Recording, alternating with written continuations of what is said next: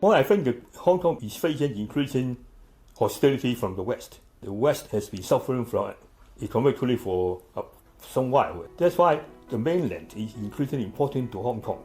And the major component of Beijing's policy toward Hong Kong is to open the internal market of China to Hong Kong, so that Hong Kong can take advantage of the economic growth of the highest, the most rapid economic development area in the world, that is China.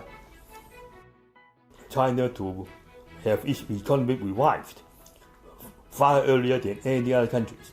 Well, I think that shows the tremendous potential of China's economic development, which can be driven by internal forces. That also shows that the system of China and the way the Chinese government handles the economy has a lot of advantages over other countries. In face of international protectionism, in face of Western hostilities, in face of Hong Kong's limited market for its own services and goods, Hong Kong will rely increasingly on China mainland and Asia for its future opportunities.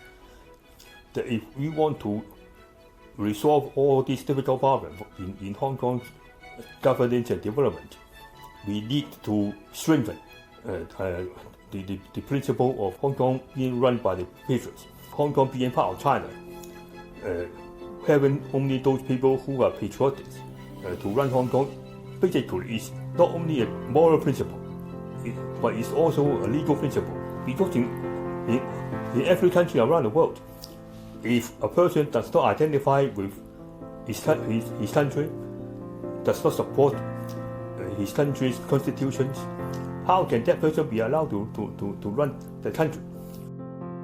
The power of Hong Kong government being delegated by the central government. Both the central government and Hong Kong have the powers to govern Hong Kong. And the way ahead is to make sure that Hong Kong is well governed.